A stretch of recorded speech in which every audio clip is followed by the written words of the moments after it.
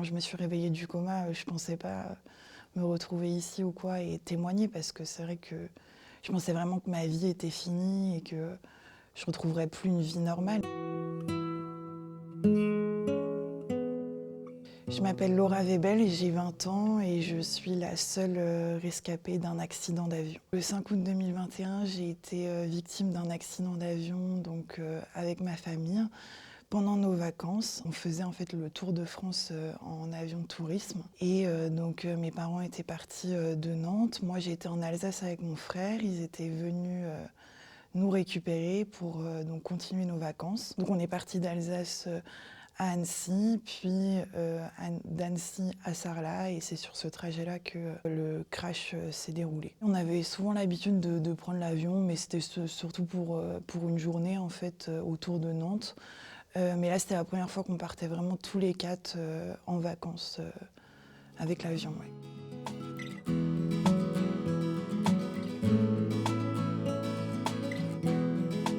Moi, mon dernier souvenir, en fait, c'est après avoir traversé le lac d'Annecy. En fait, on est passé par les montagnes. Et c'est à ce moment-là, en fait, qu'on a commencé à perdre beaucoup d'altitude et qu'on se rapprochait de plus en plus du sol. Et mon dernier souvenir, en fait, c'est de foncer dans des arbres.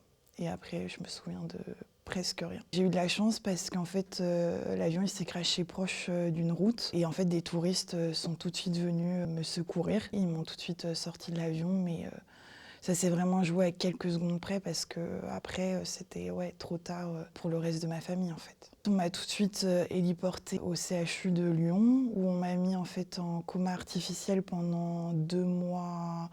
2 mois, ouais, 2 mois. Et ensuite, j'ai été en centre de rééducation pendant plus d'1 an. Ouais. Je sais que quand je me suis réveillée à l'hôpital, je me souvenais pas en fait.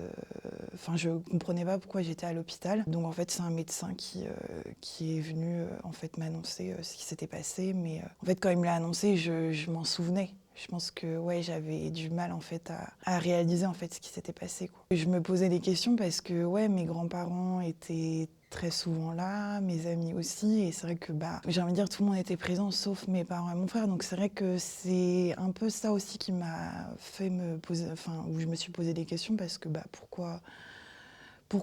comment ils venaient pas me voir. Mais aussi, ce qui est surprenant aussi, c'est parce qu'en fait, dans mon coma, je vivais des rêves comme si c'était vraiment ce qui se passait dans ma vie. Et dans mon coma, en fait, j'avais rêvé que je m'étais en fait engueulée avec mes parents et mon frère. Je me disais, c'est peut-être pour ça en fait qu'ils sont pas là, mais.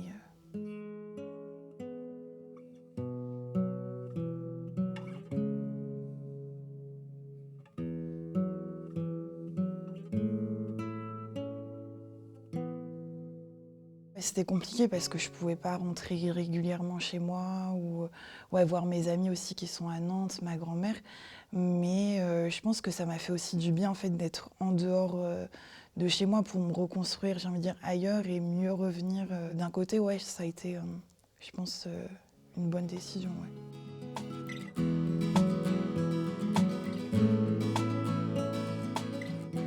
Ce masque, en fait, il sert à comprimer les cicatrices pour qu'il y ait tout simplement un meilleur résultat et que la peau ne soit pas trop gonflée et que tout simplement que ça cicatrise mieux. Ouais. C'est complètement sur mesure et je dois le porter quasiment 24 heures sur 24, hormis pour manger. Mais même la nuit, je dois aussi le porter. Ouais.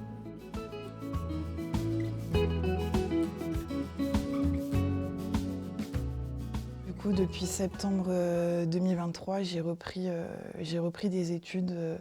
Là, donc, je suis en première année en licence économie et gestion donc à l'université de Nantes. Pour moi, j'étais inscrite en fac de médecine, mais c'est vrai que du coup, avec tout ce qui s'est passé, d'avoir été dans le milieu médical pendant autant de temps et d'en avoir vu, d'avoir passé mes journées, j'avais vraiment envie de passer en fait à autre chose. Je suis retournée dans ma maison familiale. Mais c'était vraiment, c'était mon choix en fait. Je voulais vraiment y retourner parce que j'ai toujours vécu dans cette maison et c'est la maison familiale. Je m'y sens bien. Alors après, c'est sûr qu'au début, oui, c'était compliqué, mais je m'y sens bien et je suis contente d'y être retournée. Ouais. Si j'ai quand même changé J'ai changé des peintures, la déco pour, j'ai envie de dire, encore plus m'approprier la maison. C'était important de quand même un petit peu changer et de ne pas laisser comme c'était. Je pense qu'on ne fait jamais vraiment le deuil. Je pense qu'on apprend juste à vivre avec. Quand je me suis réveillée du coma, je ne pensais pas me retrouver ici ou quoi et témoigner parce que c'est vrai que je pensais vraiment que ma vie était finie et que je ne retrouverais plus une vie normale. Je trouve ça aussi important de médiatiser aussi l'appareillage, le masque, parce que c'est vrai que c'est quand même peu commun. Et c'est vrai que pour les grands brûlés, c'est assez compliqué en fait au début de sortir avec ce genre d'appareillage parce que forcément le regard des autres, comme c'est peu commun, c'est assez compliqué à vivre. C'est important aussi pour moi de témoigner. Je me dis si je peux aider des personnes comme moi qui sont brûlées ou alors qui ont vécu un accident et qui ont perdu des membres de leur famille, je leur montrer que c'est possible de s'en sortir. Ce serait une belle victoire si je peux aider d'autres personnes.